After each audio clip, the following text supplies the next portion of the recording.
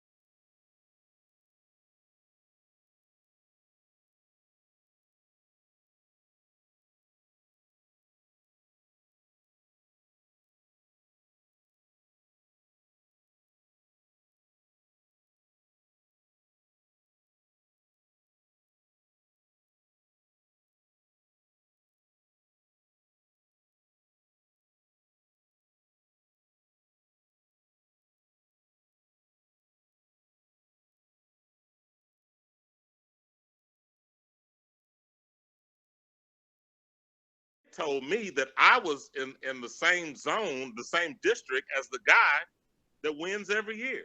They said, well, you're going to, not only are you going to be second, but you're definitely going to be second in your zone. I said, I like, and you know, the guy was a vet, man. He'd been with the company for 25 years, but I beat him. I had to. The first time I had to take him out, and I never lost to him. Now he's a great guy, but he had to go down, bro. And in beating him, I became the top salesperson in the entire Kansas City region. That's how it goes. So what if he just so happens to sign on to this whole thing and he heard you talking like, I had to take him out, bro? That was my friend Rob. I won't say his last name, but Rob will smile and say, Ray worked his butt off, and I have to give him props that he dethroned me at the Kansas City Star. He'd have to say it. He became the sales guy, which took me to promotion in 2 years in that job. Yeah. Wow. That's what happened. Okay. Quite accomplishment. Yeah. I mean, to do that on such a notable company. Yeah. Tell me what you had to overcome. Like, why was that such a big deal for somebody to throw our competition out there? Was there a lack in sales? You know, generally you have prizes and contests because you want to achieve a certain goal as a company. Sure. Mm-hmm. And so what was going on around that time? Were there certain obstacles that needed to be triumphed over, or was it just simply something they do every year? Usually we have 2 contests a year at the Kansas City Star at that time. The whole consciousness is to build up circulation. What really matters, though, is not just a person that will stay for a small amount of time or a month or a few months, but someone who has longevity that'll stay. And that's what we try to measure and try to keep people there. But the whole purpose was either a large monetary gift or a trip that you could take.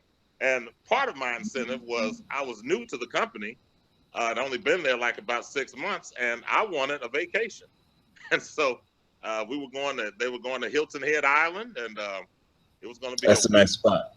Oh, it's beautiful. I've I been love there. that area. Yes, sir. Oh, it was awesome. It was outstanding. Right there on the beach, stayed at the Hilton. Oh, it was Hilton Resort. It was phenomenal. It was It beautiful. And sounds so, like you're there already. oh, hey, my mind shifted real quick, and I was right there at that beach. So the goal in mind, see, for me, the way I do things, I visualize what I need to do. And so first it became a plan of action of this is the goal that I'm going to set.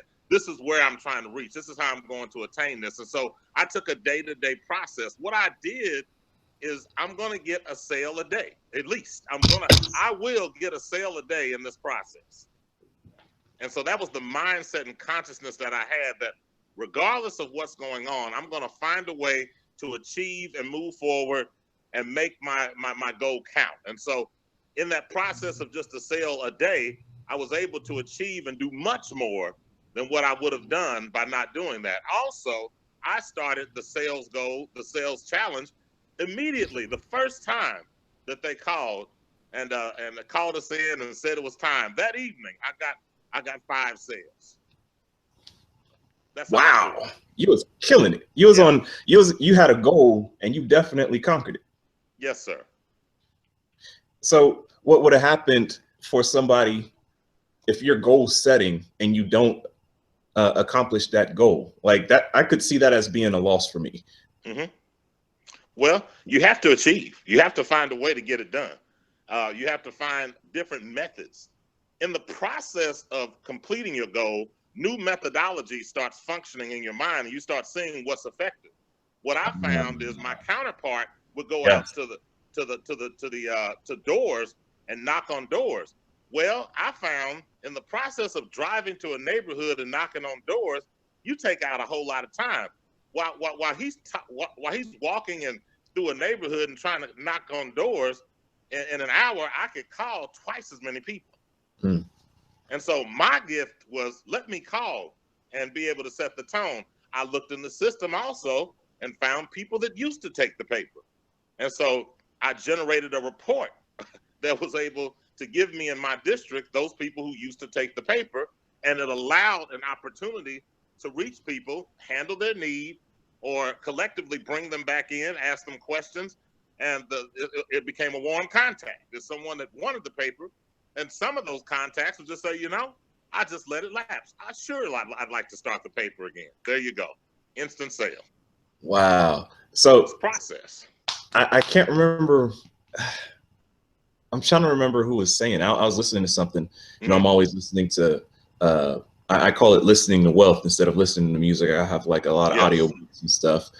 Somebody was saying, I cannot remember who it was today, but they were saying that, you know, to have like these warm leads, you have to follow up with the stuff. And you're going to hear Kendrick Shope talk about this a lot, but she has something called follow-up Fridays. They're already a warm contact. There's somebody who you're not calling cold. So why in the world would I not follow up with these people? It sounds like the person you was competed against just got comfortable. Yeah. And realized like, man, I'm not even going to touch this right here because I'm not even concerned about these individuals. Then here you come along, revive that list. And then all of a sudden he has another competitor on his hand. Yes, sir. That's it. And you know, what I loved about him, even though it was great competition, he invited me to come out with him. You know, Antonio, scope of things. This is something that he told me. I love this about this guy, Rob. He said, you know what, Ray? Let's not only win, let's make sure our entire district zone wins. He said, let's make sure our manager goes on our trip with us. I was like, wow. You know, he was the ultimate team guy. And so it didn't become this adversarial battle. It was more so, you know what, dude, let the best man win. But I'm going to give my best effort to take you down. But you know what? I really wouldn't. You can't be upset about a guy that comes in and shakes your hand and says, you know what, awesome job. And I mean, dude, it was our goal was somewhere around 30 orders. I ended up getting like he maybe 105. He had like 96. It was that close. Wow. So we had like I think it was a 30-day window to make that happen. We were killing it, bro. Jeez. So were you guys still technically, you were on the same team, being that y'all wanted to make a zone? Yes. Right. Right. Okay. So you just said something that I found very strange, but also, if he was the leading salesperson, you guys obviously looked to him to see what was working so that you guys all could go in the same direction. Is that correct?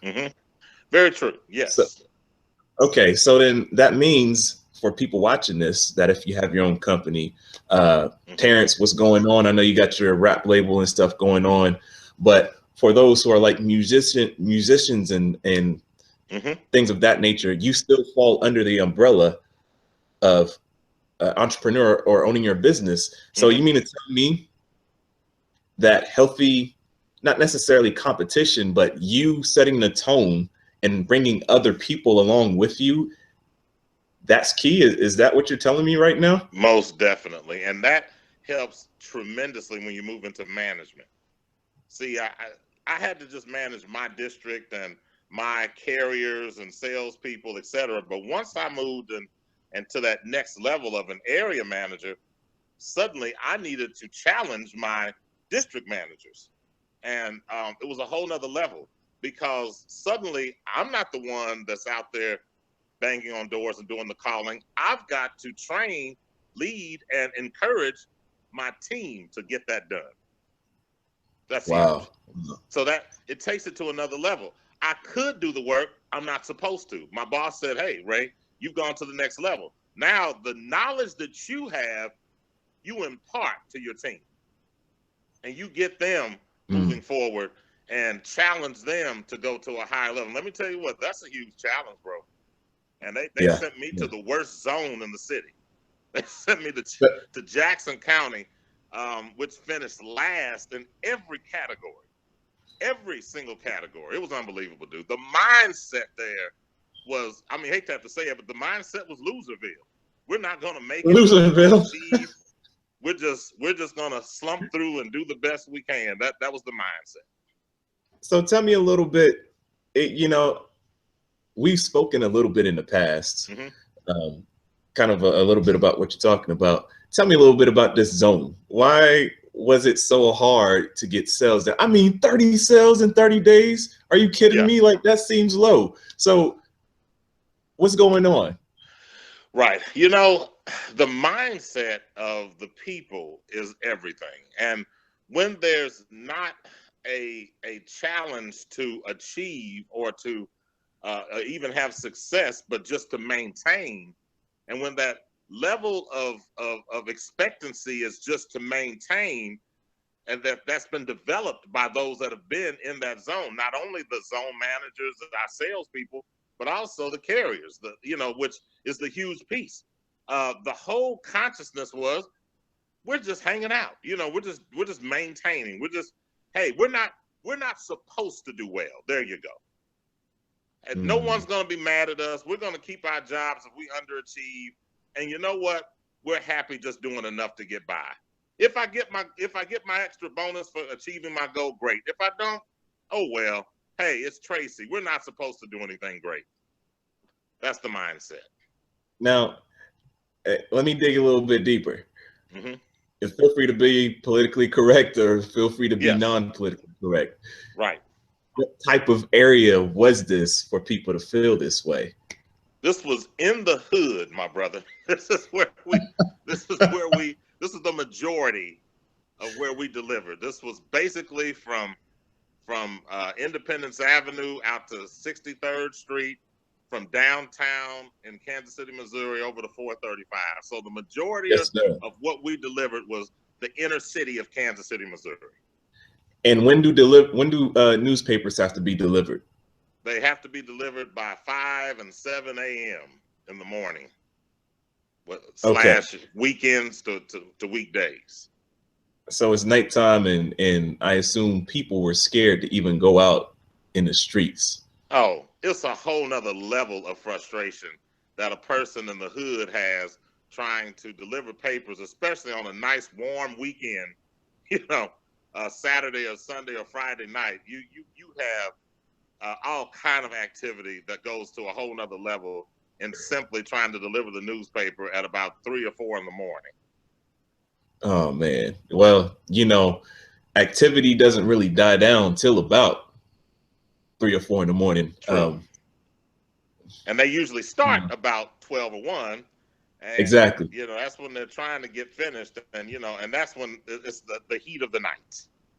Yeah. Every wrong thing that you want to find is going on. And all you're trying to do is do your job and simply deliver the newspaper. Yeah. See, I'm the one trying to be politically correct. Thank you for speaking on that. Right. Right. Yeah. Okay. So, you know, obviously you did your thing. Working the streets that were at its height, I guess you would say, being dangerous. Check this out. I got to go off on a tangent because it's just bugging me too much. I can't even finish the sentence. So I was working in Georgia. I don't even know if I told you this. I was working in Georgia, had one of my first computer jobs, and I was excited because to be doing computers in Georgia in a predominantly white or Caucasian environment was is different. You know, for those of you who are not familiar with the South, it's a different ball game for minorities. Exactly. You have to, regardless of what you hear on television, you know, if I step on any toes, I'm sorry, but it is a fact. It's a little bit different down in the South.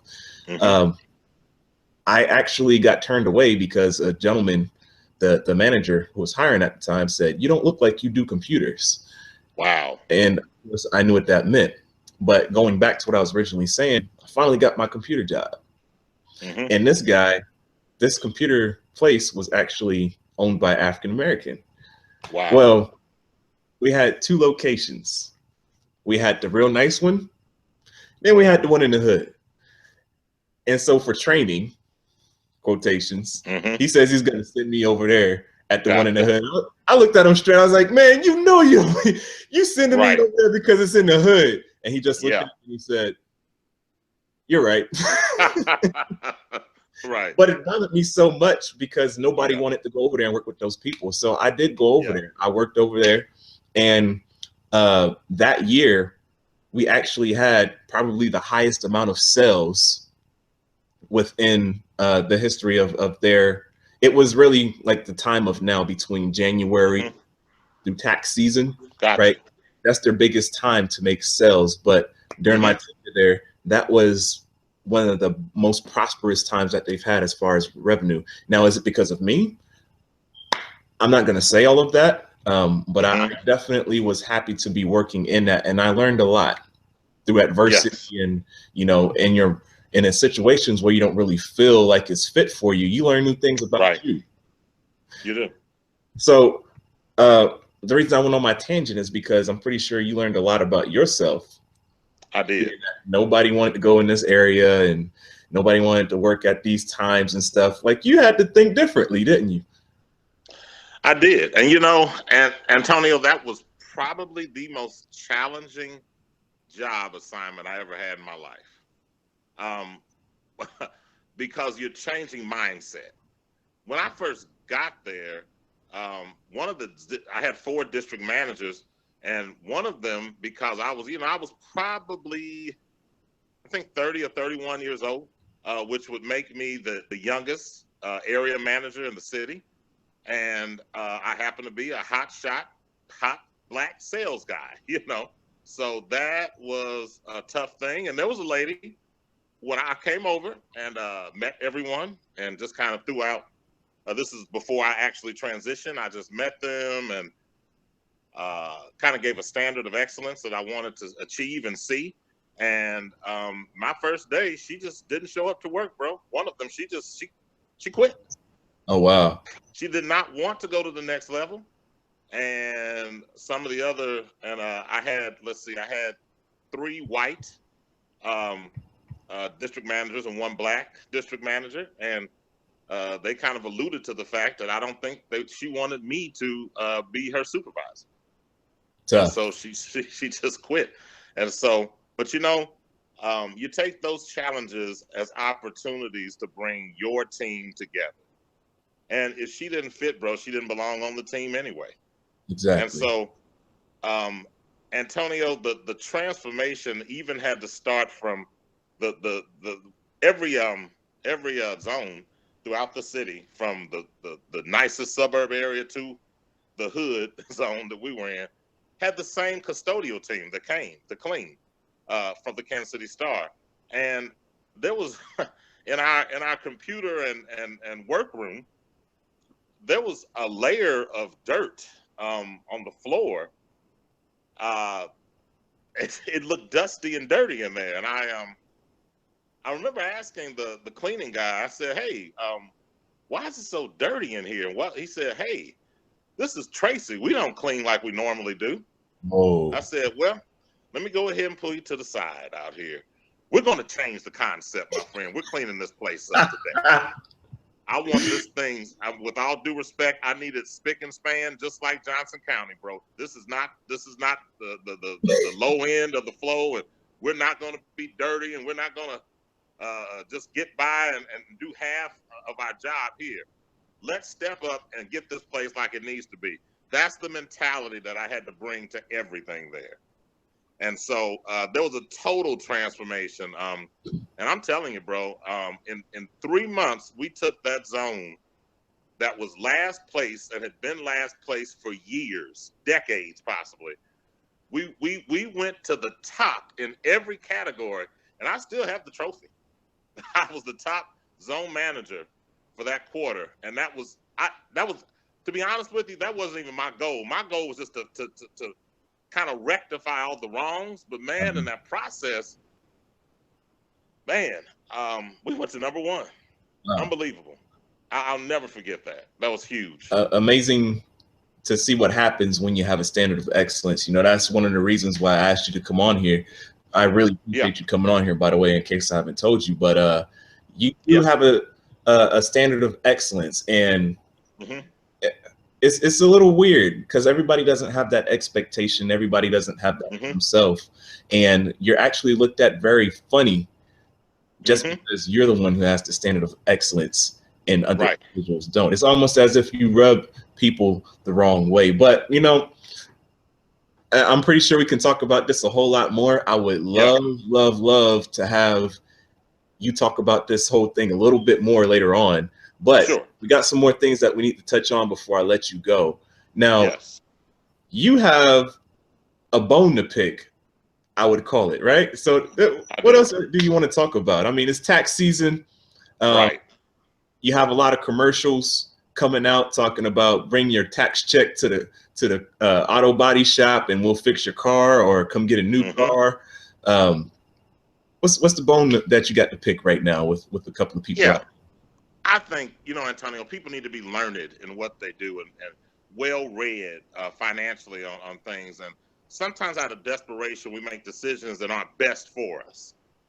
And if a person may be in a situation where they need a car or they need quick money or cash or something, we sometimes will go to a place that says, bring me your whole tax return check, and they have no consciousness of the interest rate that they may be getting. And there's mistakes that we make in buying a vehicle, in the mindset of asking what's my payment going to be and not being concerned about the interest rate. Well, now, before you go here, of course, we're going to have people who are very well versed in terminology as far as interest rates, but I know we have some people who are just starting out who may not really understand what the interest rate does and why should I be worried about the interest rate if I got money? So what is the interest rate in this case? What are you alluding to? Sure. You could buy a vehicle with a 2% interest rate. There's even 0% interest rates. The biggest issue, which I think everybody knows, is if the higher your credit rating, the lower the interest rate that you can receive, because you have a good credibility standard with your credit that you will be able to pay for whatever purchase that you make. in that consciousness, if you have a 3% interest rate as opposed to a 23% interest rate, you're going to pay a whole lot more for the same car because of that high interest rate.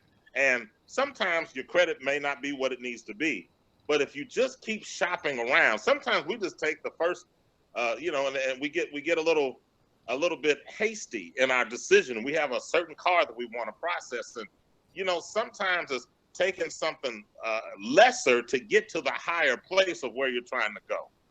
And So that's I can't the get key the Mercedes component. right away. Say again. So I can't get the Mercedes right away. You gotta wait a little bit. It's smarter to have better credit if you're gonna go for that Mercedes and spend that higher amount of money. You do want a quality car. You want something that works, but doing due diligence, being able to shop around for the best opportunity is the best thing for a person to do. Instead of taking the first thing that comes our way, or that first commercial that I heard about taking my tax check in, they'll let me do whatever, but I'm leaving there with a 30% interest rate, which is hurting me in the long run. Wow. If you're paying anything close to that, anybody, oh my goodness. Yes, it's dangerous. And it's happening, bro. It's dangerous, but it's happening. So you mean people are allowing this to happen? They are. They have no idea that even negotiating and talking to people changes things. Don't be afraid to talk to somebody. Even though you may not have the best interest rate, it doesn't mean that you can't negotiate. That's what's huge. Even though you don't have the best credit score, it doesn't mean you can't negotiate. You have every right to get up and walk right out of that place and find somewhere else to go. And keep searching for the best thing for you. Yep. And get what you can afford. Not what you want specifically right now, but what you can afford will take you to a higher level of getting your interest rate dropped by paying off your debt. You know, so that debt to income ratio is able to get where it needs to be.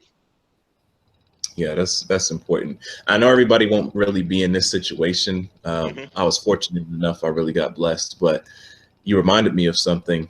A few years ago, I was getting a car. I actually have an Infinity, something I was not even trying to get. I was trying to get old something with at least 100,000 miles, and I was trying to make sure my payment was at least $250. $300 a month is all I wanted to pay. And long story short, all the factors just fell together in alignment, and I was able to get an Infinity for close to $300 something a month. But that's awesome. I was not able to get the car. Originally, they told me I wasn't going to be able to get it. My interest rate was very high. But like you said, if you shop around, if you negotiate a little bit, I have an investment property. I have a duplex. Okay. I do real estate and stuff. So I was able to show that investment properties, there's other things on my portfolio other than just my credit score. And, you know, he started figuring numbers after that. He was actually surprised that I had these other type of assets, and he worked the numbers for me. And guess what? Worked out. He gave me the paper. That's awesome. And I was smiling because I was not expecting to get an Infinity with what my credit score was at that point. Awesome. That's, due diligence changes things. And the way I do it, if I don't feel totally good about it, I'm not doing the deal. I'm not doing the deal. If I don't really feel that I've really got the best thing for me, and I'm going to be worried about it or thinking about it, I've made that wrong decision and been frustrated for those 4 or 5 years paying that car off, thinking I shouldn't have done this. You know what's funny? I should have waited. You know what's funny? I didn't even want the Infinity originally, but I just kind of fell in love with it. I really wanted to act. But the ironic thing about this was last year, those Acuras, the specific model that I wanted, all of them got recalled. Wow. And they were off the lot. It's like they took every single car off the lot. It's because I know this because I know one of the Acura managers or person head of the floor over in Overland Park, and they took them off for months. So I would have been a long time without my car if I would have got that car that I really wanted. Wow. Yeah. So enough about the cars. There's a couple more other things. You mentioned payday loans. I'm very interested to know what you have to say about that as well. Yes. You know, payday loans are unbelievably dangerous. And it's so important. All together? Yeah, Like, you're just gonna throw it out like that? Just there is no good payday loan. Let's just say that off tops. They're dangerous.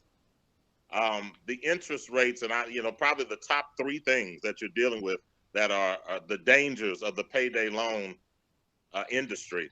The top thing is they can name whatever interest rate they want, and which is dangerous. Sometimes, Antonio, those interest rates can go up to 150 to 200%. What? You'll be paying. My eyes are You right would have now. paid that $1,000 back 10 times. It's unbelievable the amount that they're charging people for these payday loans. It's unreal. Goodness. It's dangerous. And it continues to keep you bound and not free. The second thing, it's not a good option. It should never be an option. It's the worst thing you can possibly do. They find people in desperate situations and exploit their situation by making them sign a deal that they know is not fair. Sure. That's huge. And probably that third and most dangerous point is they prey on poor people. That's horrible. It's a dangerous, ugly cycle to be able to take someone that's already in a bad situation and make it 10 times worse. Okay. So I'm going to put you on the spot here. Yes. I didn't ask you this question to prep for it. So I apologize, but I know that you're going to have an answer. Both you and I know that places like this, there's an argument about the Dollar Trees and the payday loans, idle loans. These places are only in places for less fortunate people. So I have bills. I have medical bills. I'm in a dire situation. If I can't go to a payday loan, what am I going to do? How else am I going to get the money? If I'm trying to do things legally and not illegally, I'm not trying to go to the streets and do stuff. What in the world am I supposed to do then? How am I supposed to get this money? And sometimes that's taking a second job or doing what you have to do to achieve, getting a plan of action to try to move forward. The bills aren't going to change. Your circumstance changes by what you do to be able to handle that. And so the consciousness then is, how do I change this circumstance? And see, here's the thing, Antonio, and there's a key component to this. There's no quick fix to a bad financial situation. There is no quick fix. The payday loan tries to give you that quick fix, but all it does is put you in a deeper hole. It's like, I've paid off this bill, but I owe them triple and double or quadruple the amount. And so the consciousness is to find a sound, clear, concise way to move ahead. And it's never quick. That may be by education. That may be by promotion on your job. That may be by getting a second alternative job to be able to do what you need to do. Sometimes it's just tailoring in and honing in on areas that you're spending too much.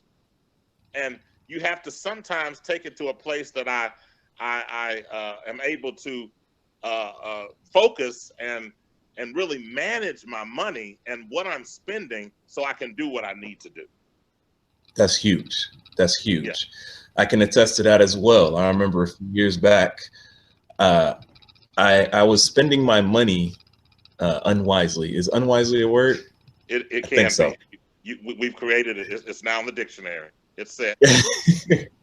Yeah, I was spending my money not in but a smart way. It is a word. Unwisely is a word.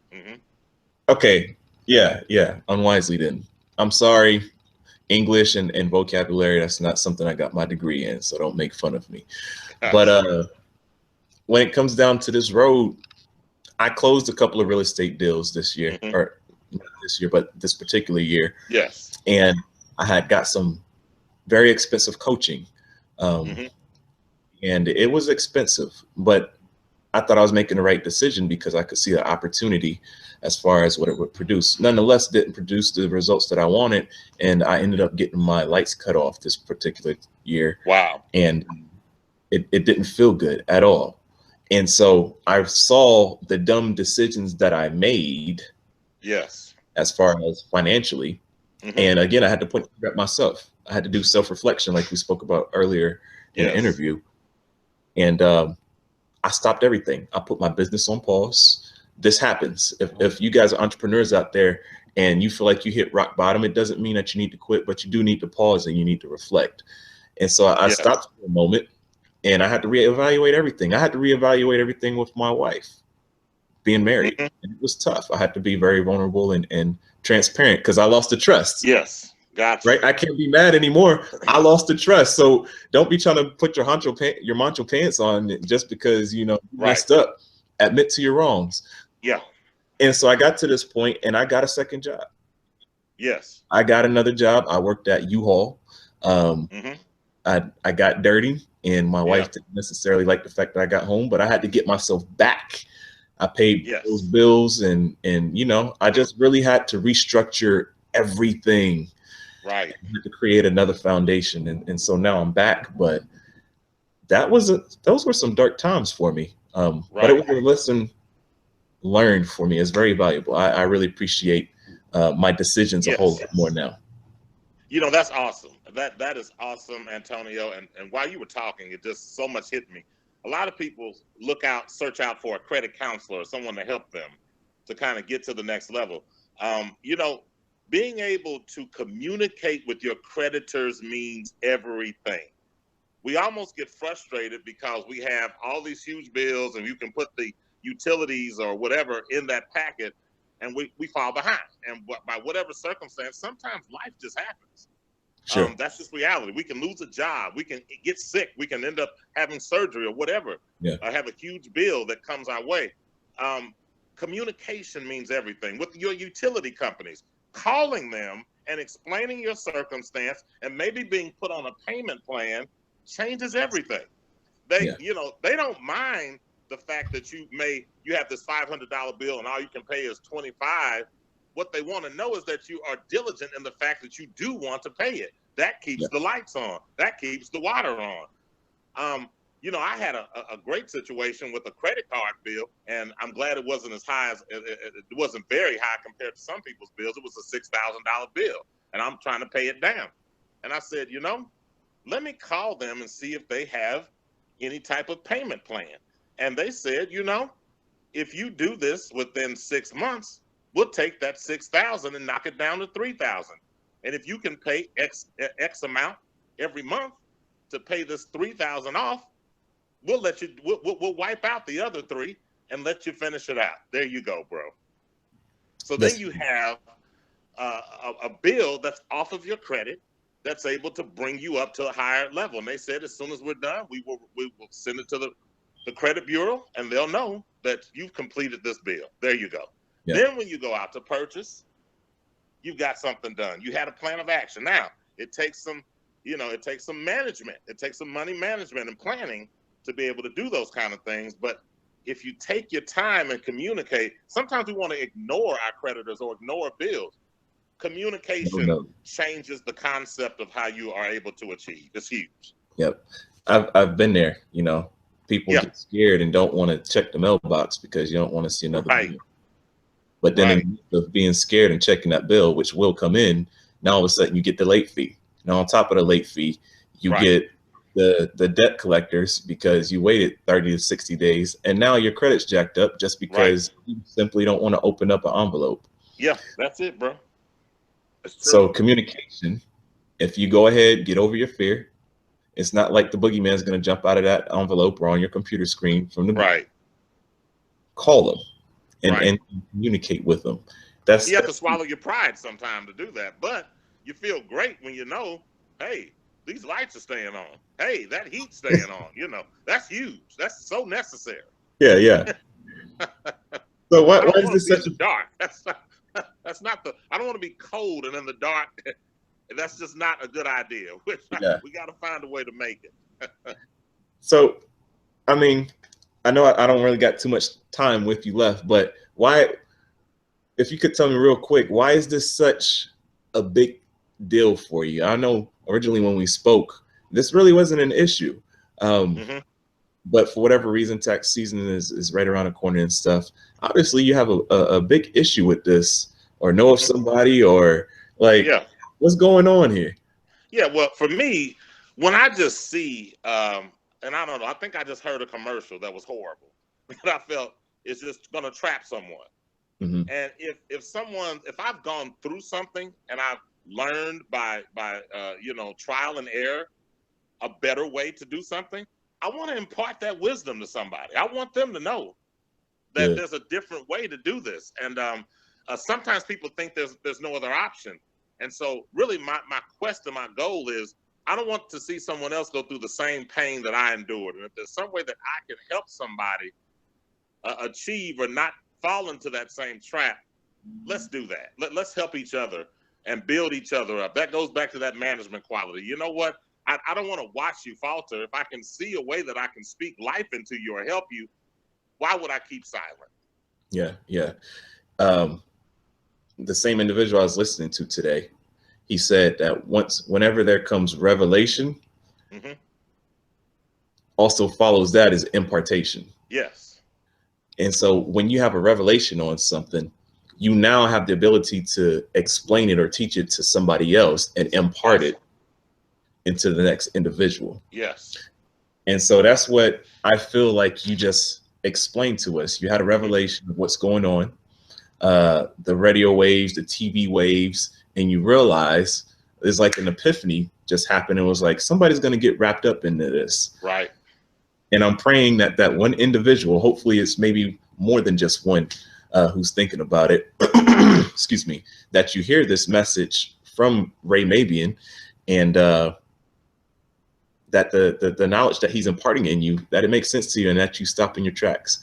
Now, I got to throw a disclaimer out there, because as you know, and you know the program, there's an opportunity for all attendees to get up to $150,000 in unsecured business funding.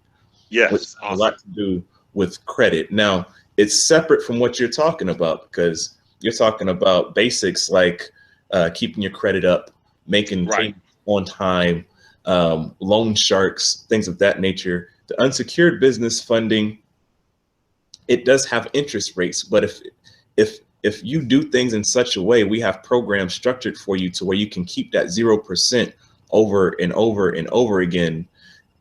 And you're able to actually use your credit in such a way to benefit you. It's a whole new different ballgame. That means with your business, that means you know that if I put $5,000 in this month and you know that you're profiting $25,000 at the end of the month, you pay off that $5,000 and you're profiting $20,000, right? Right. Totally different ballgame there. So, you know, I really appreciate you sharing that, but I'm gonna put you on the spot one more time. So you spoke to us about credit, and you spoke to us about being excellent. You spoke to us about you know, being down in the valley and coming out into the mountaintops. So I got this thing that I've been doing with everybody called the 5-minute rant. Yes. Okay. Now I know you can chop it up. You can talk. It's what you do best. And I can tell that to you without offending you. Right. I'm giving you at least 5 minutes. If there was one thing that you could share, whether it's business related or not, if I gave you a soapbox and you could talk about it, whatever you just want to rant about right now, what would that be? If you could have your 5-minute rant, what would you rant about right now? Sure. Excellent. I would say, oh, your video went away. Okay. But if it doesn't come back, that's okay. We got your voice. Right. I'm sorry. Yeah. Well, I'll go ahead and keep going. Okay. You know, one of the most positive things is understanding your purpose and your goal in life, and be able to transform yourself to the point that you have the goals, the ideologies, the concepts to move to the next level in your life. For me, part of that is putting God in first in my life, and being able to let that substantiate and take me to whatever level I'm supposed to go, that I need to go. That takes you to another level. That it's not my goal then, it's what God intends and purpose for my life. In that process of understanding God's will and purpose for my life, then I'm able to achieve, I'm able to have a standard of excellence, I'm able to move because I've transitioned myself and not just doing what I think is best, but what I know that God is calling me for to do. The key component is, what are you called to do? And whatever that is that you enjoy, what are you going to do to make sure you get that done? You know, sometimes we may have had a specific, you know, time in college that we were trying to figure out what we want to do. We had a specific thing that we may have achieved or accomplished, and that's not exactly the best thing for us. And we may be working in that specific job. You may be an accountant or whatever capacity, and yet there's something else that you really feel called to do that you want to do in your life. That's one of the areas that I transformed in, and that's something, you know, not only do I love speaking to people, but I love doing voiceovers. And I set out to connect myself with a talent agency, and hey, I started making progress in that area.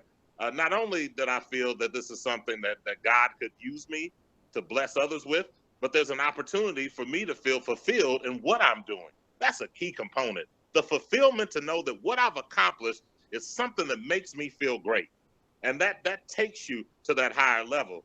I'm glad that I can go to raymabion.com. That's RAYMABION .com. If anybody wants to book me or do any type of speaking engagements, any type of voiceover talent, hey, there's that opportunity. So you have to propel yourself to then have opportunities for somebody to use you in your gifting that you're called to do. That's what transitions a person. That's when you feel that I'm on the pathway, the track that God has for me, and I see the benefits of it. When you enjoy what you're doing, you transition your heart and your mind, you feel good about what you're doing, and out of that, you yield success. I'm feeling excited now. It's time to get to that. There's my next level. That's what I'm talking about. That next level is achieving your God-given purpose on this earth that he put in your pathway for you to achieve to success. That's it. It's so funny. You're talking about your voiceover talent, and then I'm just sitting here looking at your picture since your video isn't there.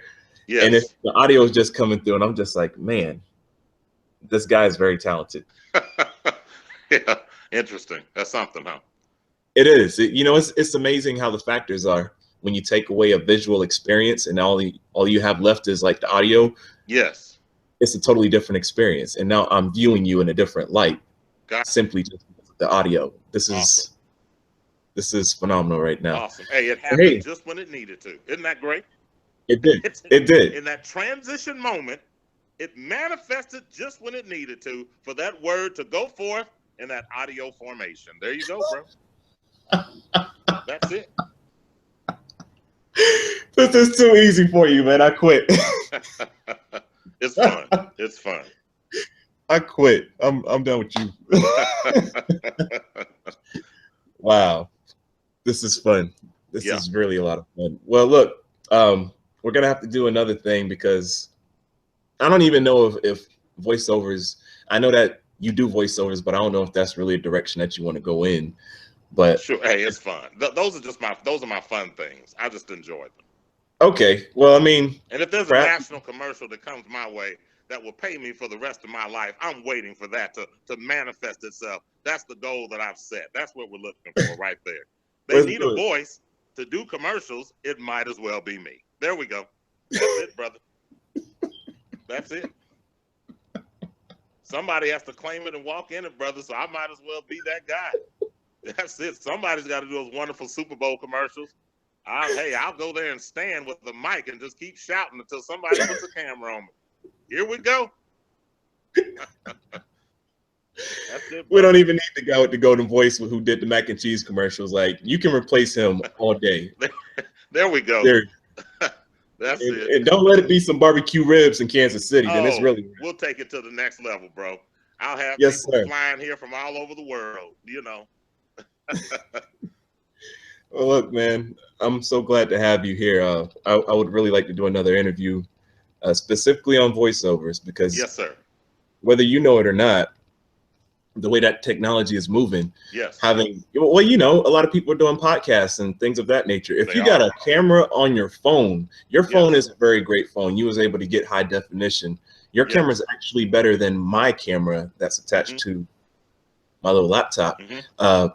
You can have a business, a booming business, like $1 million business from your phone and a little microphone.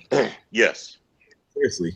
And just doing what you're doing right now, just talking, and it's amazing the type of doors that can open. But you know, thank your wife for me for allowing me to stay. And your kids as well. So yes, sir. Greatly appreciate the time that you had to expound on some of that knowledge with us. And you know, you came from a whole new different direction. Yes. I like that. That's what makes this virtual summit awesome, because it's going to be something for everybody. One speaker may not be, you may not be into Facebook marketing with Michelle Pesco-Salido because she's the queen of it. Like, but you may know about these payday loans that Ray Mabion is talking about. Exactly. So, hey man, greatly appreciate it. And hey, appreciate you. Thank you for the opportunity from Antonio Anagora Consulting. Outstanding, brother. There's much success, and this is just the beginning. Yes, sir. Rise to the top, baby. All right, bro. You have a good one. Yes, sir. Thank you. You also. Bye.